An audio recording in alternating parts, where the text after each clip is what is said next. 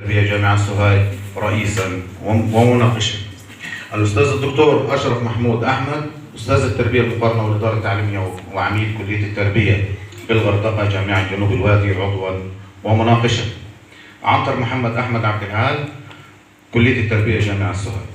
الأستاذ الدكتور عبد العاطي حلقان أحمد أستاذ التربية المقارنة والإدارة التعليمية المساعد كلية التربية جامعة سوهاج عضوا ومشرفا.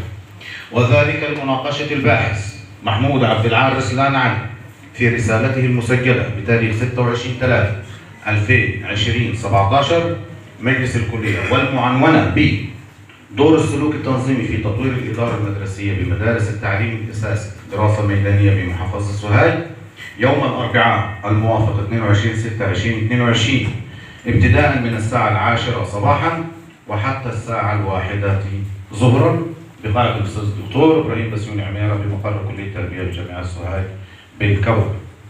وبعد المداولة توصي اللجنة بمنح الطالب محمود عبد العال رسلان علي درجة الماجستير في التربية تخصص إدارة تعليمية من قسم التربية المقارنة والإدارة التعليمية بكلية التربية جامعة سوهاج بتقدير عام ممتاز مع التوصية بقطع الرسالة وتقديمها بين الجامعات والله الموفق والمستعان.